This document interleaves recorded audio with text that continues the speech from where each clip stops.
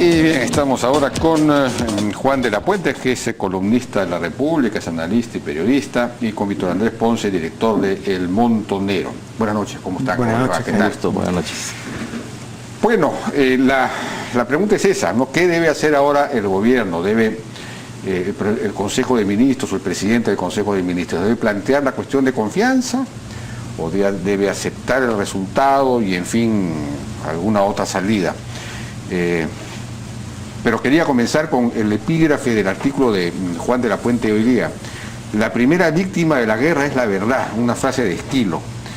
¿Te refieres a lo que ocurrió en la interpelación, donde ya no hubo verdades, sino simplemente guerra?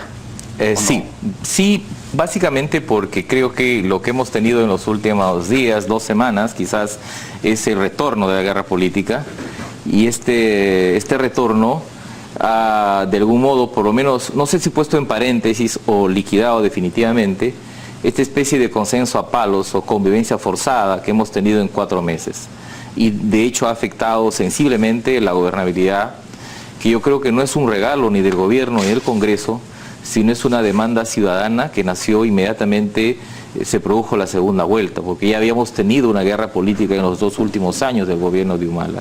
En ese contexto de guerra yo creo que se han cometido muchos errores, y lo que tenemos hoy día es la posibilidad de una censura del ministro Zavala, y creo que la posibilidad que frente a ese pedido de censura se presente una cuestión de confianza, tengo la impresión que lo que haría sería incrementar la tensión, cuando lo que nosotros necesitamos en este momento es regresar de la guerra política y volver a la convivencia forzada. Yo sé que una convivencia forzada tiene esos 2 elementos: la parte de la convivencia que te obliga a deberes, pero también la parte de la tensión, ¿no? La tensión.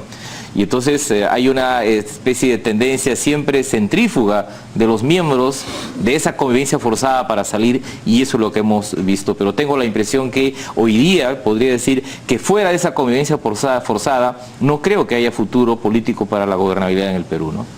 Entonces, hoy estuve hablando con un periodista extranjero y él me preguntaba, pero ¿por qué están hablando ustedes de disolución del Congreso como lo está haciendo Maduro ahorita con la Asamblea Nacional? Hoy día Maduro se pronunció sobre un tema de disolución del Congreso, y él señalaba: no entiendo lo que está pasando.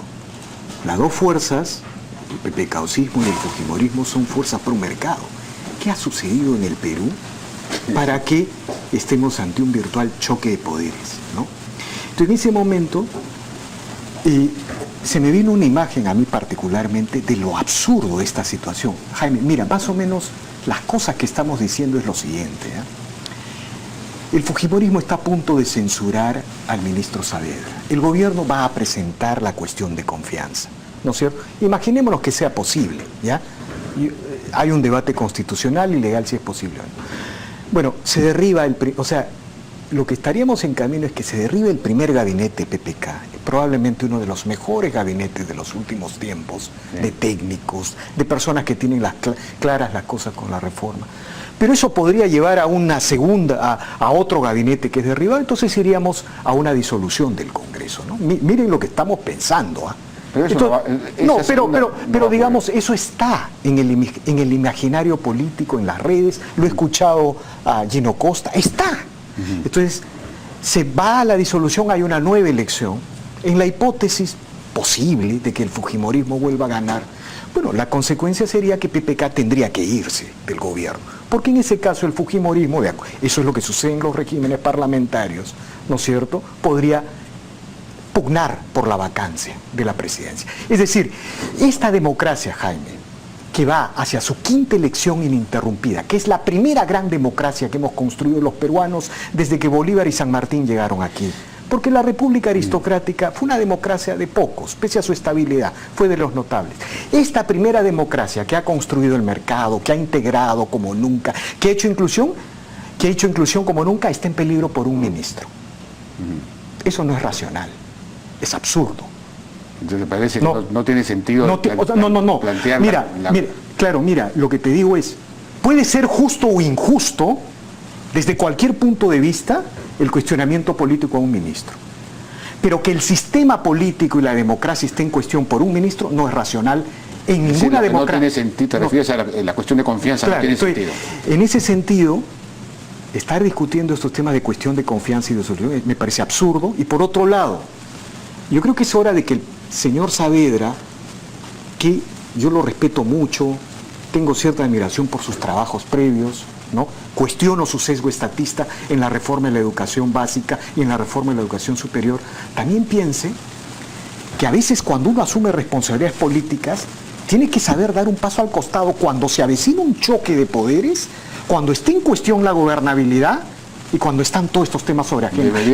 Eso es un tema de grandeza política. Debería renunciar. Pero por supuesto, es un tema de grandeza política, ¿ya? Entonces, primero las cosas como son, y en segundo lugar, es hora de que PPK y Keiko Fujimori entiendan que si no tienen un nivel de convergencia que vaya más allá de lo establecido en la Constitución y en las leyes, la administración PPK se enrumba al fracaso porque no va a poder hacer las reformas que el Perú necesita y el éxito se le va a volver distante. Y por otro lado, como bien dice Juan de la Puente en su artículo el día de hoy, en una confrontación de choque de poderes generalmente aparece una tercera fuerza política. Y yo creo que hay que recordar lo siguiente: en el Perú el sistema y el antisistema están peleando en las elecciones del 2006, del 2011, del 2016. Si Verónica Mendoza pasaba a la segunda vuelta, probablemente ganaba, y este era otro modelo y otro sistema, ¿no es cierto? ¿No? ¿Por qué razón, si el pepecaucismo y el fujimorismo no se ponen de acuerdo, el antisistema no va a estar a la orden del día?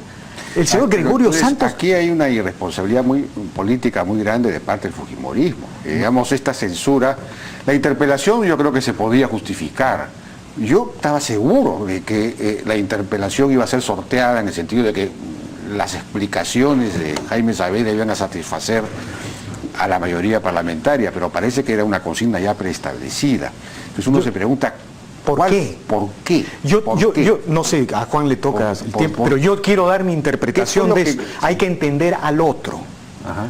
No solamente hay que atacar al otro. En la democracia hay que entender al otro. Ajá. En todo caso, Juan, ¿me permite desarrollar o no sé? No te permite. Que desarrolle. Has hablado demasiado. He hablado demasiado.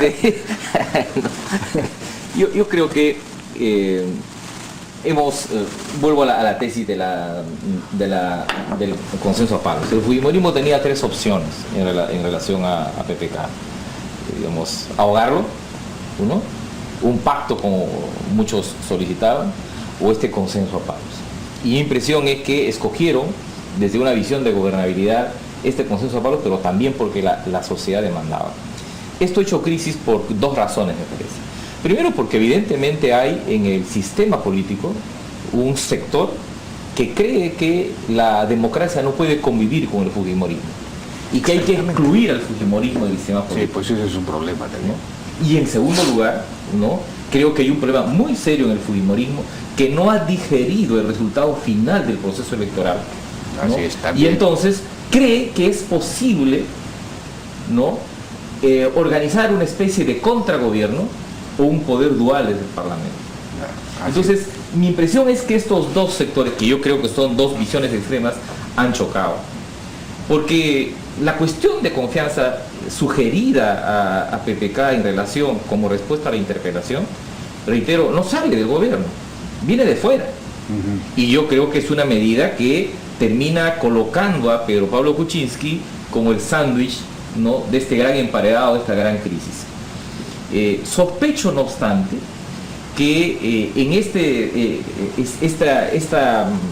esta tensión, la que hemos vivido en estos días, tiene mucho que ver también con el pasado. Ningún ministro desde el año 2001, en estos 15 años, que ha sido objeto de tensión entre los dos poderes, se ha quedado en el cargo. No pasó con Fernando Rospigliosi, no pasó con Raúl Díaz Cancel con el gobierno de Toledo, no pasó con Aurelio Pastor en el gobierno de Lapra, y más en el gobierno de Humala hemos tenido los casos del ministro Lozada, ministro Figal o Adrián Sen, y finalmente la censura de Jara. Lo que quiero decir con esto es que reconociendo la excepcionalidad, lo inédito de la coyuntura peruana, es evidente que se ha posado sobre un sistema que ya ha ido funcionando. Y en ese sistema, lentamente, el Congreso ha ido tomando poder en estos 15 años. Yo podría decir que la censura de Saavedra confirmaría la transformación del Congreso en el primer poder del Estado, y eso de algún modo rompería el esquema y el equilibrio de la Constitución del año 93. Según Gino Costa, la cuestión de confianza sería una manera de emparejar el terreno, de desarrollar una relación de igual a igual, porque ya no podrían hacer lo mismo en una segunda ocasión, porque no se autodisolverían. En una segunda ocasión ya tendrían que disolver el Congreso, y que eso de repente los lleva a buscar efectivamente un acuerdo, etcétera. Esa es su tesis. ¿Crees que esa tesis es la cuestión de confianza es un paso arriesgado que yo creo que, como en el ajedrez, debería tener 4 o 5 pasos adelante, y me parece que no tiene salida política. No tiene salida política. Primero porque me parece que hay una discusión todavía constitucional, ¿no? El reglamento, la Constitución es muy específica, muy escasa en relación al voto de confianza. Solo dice que puede ser cuestión de confianza. El reglamento del Congreso dice que debe ser presentado en un pleno del Congreso. Sí. Y hay gente que considera, ¿no?, que en realidad, si ha sido presentado la moción de censura, ya no tiene razón de presentar el voto de confianza. Pero hay una razón política, y al margen de lo constitucional. Yo pienso que el problema del gobierno no está en su relación con el Ejecutivo, no es un problema de confianza. Yo creo que es un problema de legitimidad.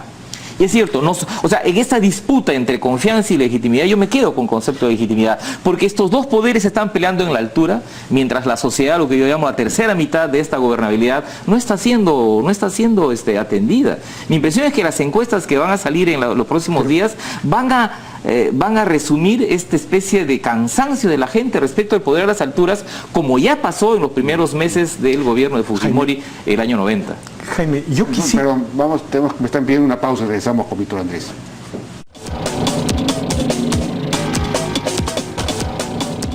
Seguimos conversando entonces con nuestros amigos Juan de la Puente y Víctor Andrés Ponce. Víctor Andrés, estabas por... Sí, mira, ¿por qué el fujimorismo ha llegado a esta situación, no? Los argumentos que se plantean son los temas de corrupción, todos son válidos, ¿ya? Pero ¿por qué llega a tomar una decisión política extrema? Mira Jaime, si tú miras el voto de confianza al gabinete Zavala, la delegación de facultades al gabinete Zavala, ¿no es cierto? La discusión del presupuesto, la elección del defensor del pueblo, la elección de los 3 miembros del BCR.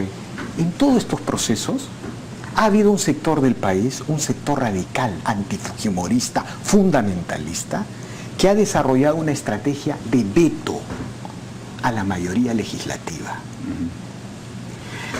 Hay un sector de medios de comunicación, y ya es un elemento del análisis, es un fact, como dicen los ingleses, que solo vomita fuego y candela contra el fujimorismo, no es capaz de entender al otro lado, ¿no es cierto?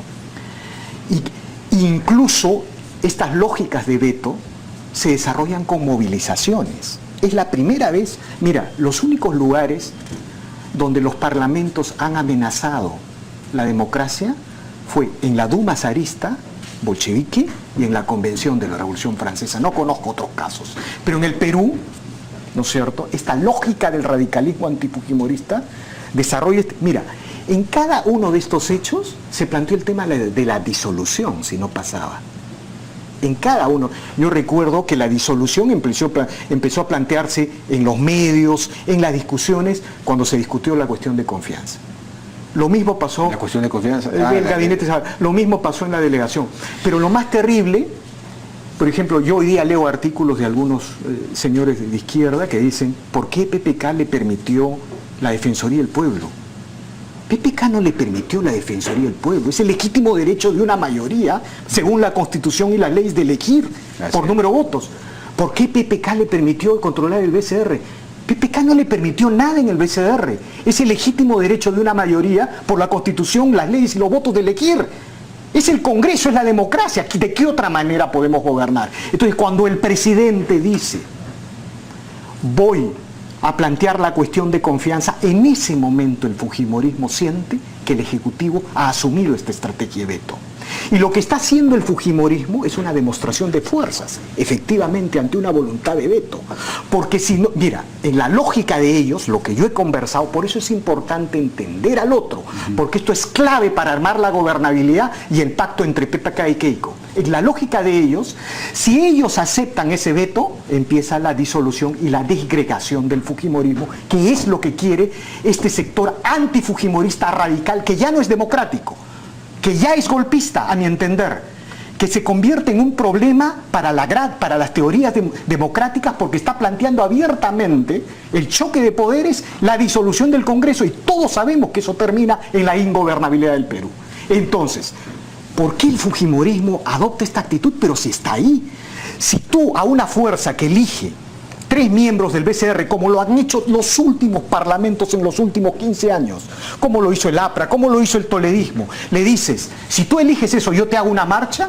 Si tú eliges eso, hay un sector de medios que vomitan candela y fuego. Entonces, y el presidente luego asume eso. ¿Una reacción contra eso? Yo creo que es así. Así es la mezclada con la herida de la derrota que todavía no probablemente, Jaime, probablemente te doy la razón en eso. Pero lo importante es entender que no se puede construir una democracia con una posición que intenta vetar a una mayoría legislativa. 1, 2.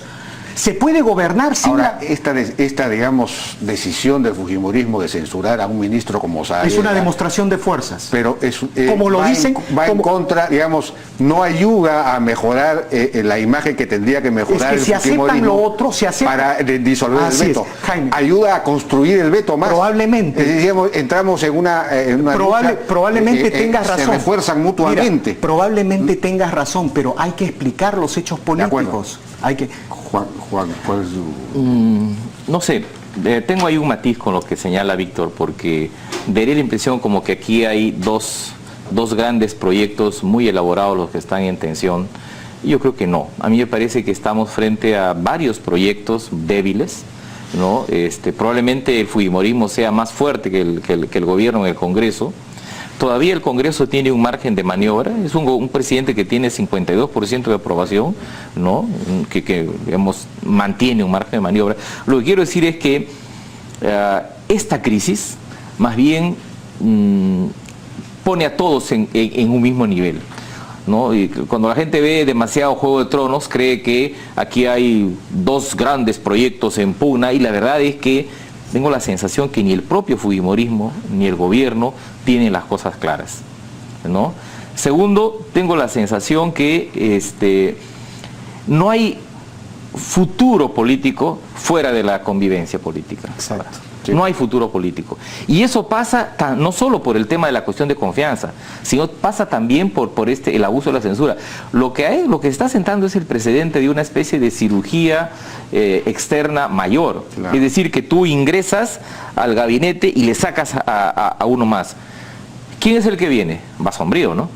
¿Y quién después? Claro. La ministra de Salud, ¿no? Ya, eso es lo que está en discusión. Y eso es, me parece, tranquilamente posible, porque así ocurrió, por ejemplo, en los años 60 con el primer gobierno de Belaúnde. Le fueron tumbando ministro tras ministro hasta que eso terminó en un golpe militar. Eso no es, o sea, no es, mi matiz eso sí sería un gravísimo error. Mi matiz no está eso en que sería un gravísimo error. Mi matiz no está en no reconocerle a la mayoría su derecho al control político, por supuesto que lo tiene. A mí no me preocupa que los ministros vayan 10, 20, 30 veces al Congreso, porque eso es parte del control político, y más bien eso ha faltado en los últimos años. Mi discusión está en que si nosotros vamos a avanzar hacia un poder dual, y eso sí paralizaría, porque un gobierno ha sido elegido para gobernar. Una salida, por ejemplo, a esta crisis podría ser que, digamos, si estuviéramos en un régimen parlamentario, Fuerza Popular pondría mi nuevo ministro de Educación. Bueno, entonces, diríamos, oye, ¿a quién quieres tú como ministro de Educación? Mi impresión es que si es que se cae este gabinete, que yo no lo deseo, el próximo gabinete, de aquí varios meses o años, no sé, será un gabinete parlamentario. Pero hay 2 sugerencias ahí al Ejecutivo. La primera es un gobierno que tiene signos de debilidad. ¿Qué hace? Tienes que buscar alianzas. Y segundo, tienes que buscar a la sociedad. Entonces, alianzas y legitimidad, a mí me parece que son instrumentos políticos para un gobierno como el de PPK mucho más eficaces que un jueguito en las alturas. Mira, yo te pongo la cuestión de confianza para que tú me censures, para proponerte un segundo gabinete, y ese gabinete lo censuras para ir a una disolución del Congreso. Yo creo que eso no ayudaría. Yo he propuesto que PPK vaya, por ejemplo, a las comunidades campesinas llevándoles sierra productiva, llevándoles riego por aspersión y todo eso, porque eso lo conecta inmediatamente con la base de la sociedad más pobre. Entonces yo digo eso, ¿no? decir. hasta la legitimidad interpelación, y alianzas. Jaime, Pero no a inaugurar obras de agua potable como la de hoy día. Jaime, hasta esta interpelación y censura en el Perú no ha habido obstruccionismo, no hubo choque de poderes, ¿no? Si el fujimorismo se embarca en una logia que tú dices, el fujimorismo pierde, o sea, pierde. Eso sería un suicidio político, así como las ballenas se van a la costa. Pero yo quiero... Pero la pasión, parece que la pasión domina. Es Tú que acá mismo- no hay pasión. Sí hay pasión, porque yo creo que tú sabes mismo que... has desarrollado la teoría del veto. Y entonces ellos están reaccionando Pero, frente a Jaime, un veto. Es una reacción irracional. No. Mira, no es irracional. Déjame Claro que decirte algo. Mira, en una democracia tú puedes gobernar sin una mayoría, pero no contra la mayoría. Te recuerdo algo. Cuando el presidente de Estados Unidos, que es el sistema presidencialista donde hay el equilibrio de poderes más perfecto, está contra el Congreso y el Congreso no quiere, el gobierno federal cierra. El sistema estatal público federal de Estados Unidos se va a su casa. Se va 1, 2, 3, 4 semanas. Eso es el Congreso. Entonces, cuando hay una mayoría política que ve un intento de veto de un sector radical de la sociedad que es asumido por el presidente, esa mayoría, si fuera el APRA, si fuera Acción Popular o si fuera el Partido Republicano o el Partido Demócrata, haría una demostración de fuerza. Eso es lo que estamos contemplando ahora. Lo que te quiero decir es que hay que evitar eso. Y para evitar eso, PPK y la administración PPK tiene que cambiar su política de alianzas. Tiene que romper el bloque que lo llevó a la segunda vuelta y al triunfo de la segunda vuelta. Porque ahí está el sector antirradical, antifujimorista, fundamentalista. Ahí está el problema. Y para producir esa convergencia por el bien del Perú, por las reformas, por la inversión minera, por la reforma laboral, tiene que producir ese tipo de... ¿Quién tiene que aliarse con la propia, con Fuerza Popular? Tiene que producir una convergencia con Fuerza Popular en la que hay un acuerdo de gobernabilidad y Fuerza Popular mantenga su capacidad de ser opositora. En eso estoy de acuerdo. Pero el realismo político, la verdad, la realidad es lo que manda. La señora realidad te dice que eso no es posible. O sea, que la estrategia del fujimorismo para el año 2021 pasa por no tener una relación estrecha con PPK. A lo máximo que lleva el fujimorismo es a qué? A tener cierta complicidad en materia económica y distancia política. Y yo tengo la sensación que la manera de minimizar esta crisis por parte del gobierno debería ser garantizar la estabilidad del gabinete, lo cual pasaría por retirar a Saavedra antes de la censura, ¿no? Y alianzas y legitimidad. Eso además es casi es una recomendación de manual, ¿no? Y no someterse a una discusión de esa naturaleza. Por eso yo cambiaría ese hashtag que yo he visto, Saavedra no se va, debería ser Zavala no se va. Porque un gobierno de estas características no puede darse el lujo de privarse de un gabinete a 4 meses, ¿no? Demasiado lúcido el día de hoy.